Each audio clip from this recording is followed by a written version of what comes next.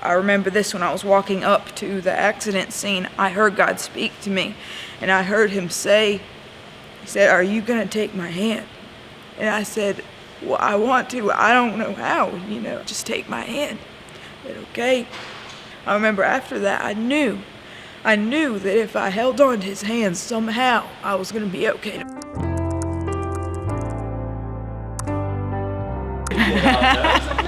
I always felt more comfortable around older people because my mom, she was my only friend pretty much, and so I learned how to interact with adults better than people my age because I was the youngest of the five.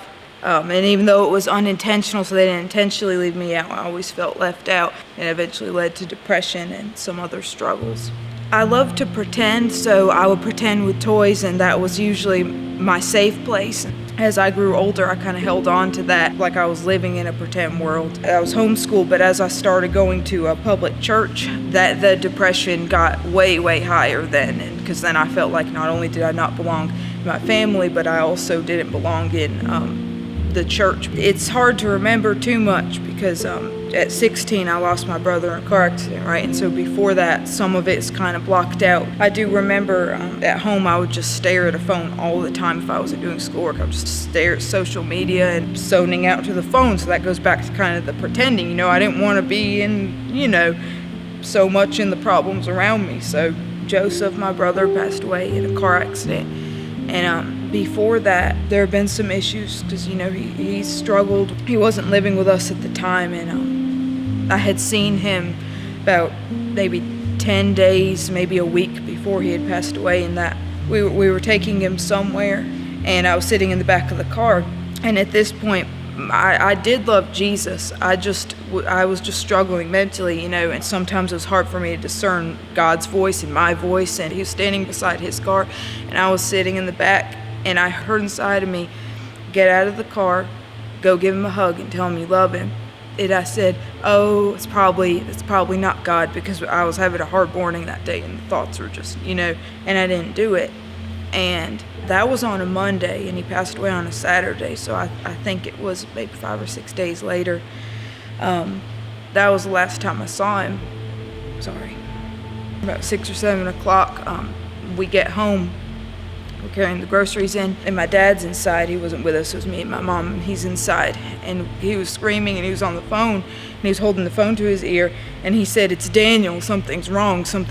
And he said, "Joseph, something happened to Joseph, we think he's gone." And they kept using that word, gone, because you're in shock, what else are you gonna think? I remember I was standing outside and holding something in my hand, and I dropped it. And I remember I was standing there, and I didn't really feel anything. And I was like, what? This can't be true, right? And so my mind went back to that place to pretend this isn't true. And so I literally feel like my mind just blanked it out right at that moment.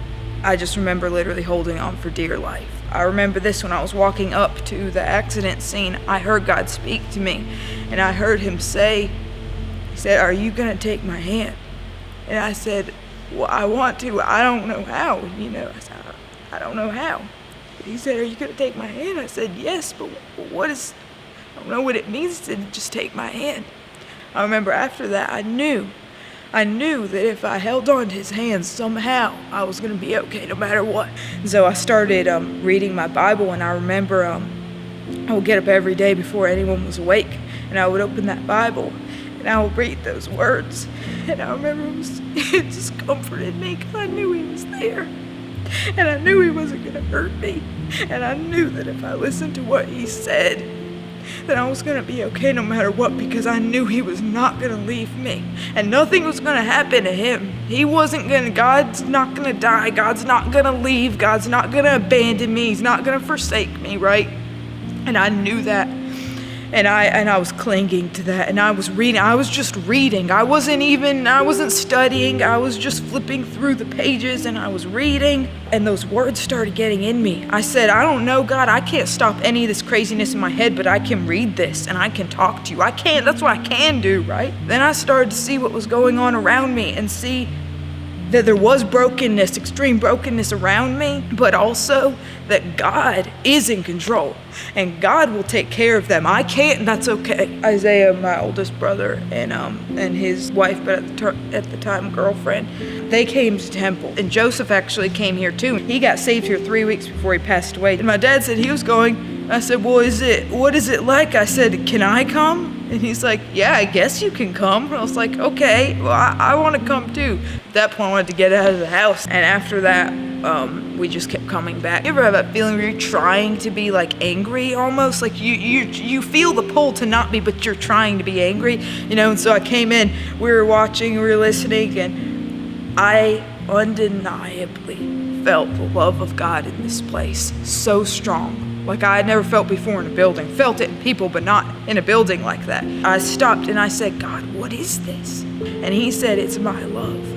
He said, it's my love. And then as I grew, he showed me to understand that his love was also in the people, and it is okay to trust people within reason, right? But it's okay to trust people, and it's okay to let people love you because he's in us, right? It's really him doing it anyway. It's been about 4 or 5 years since I've been in the recovery and been coming to Temple, and I tell you, it has been a really hard journey up until this point. I am so grateful because I know God is with me, and I know that he loves me, and I know that he will do anything to pursue me and to help me and heal me, and not just me, but others too.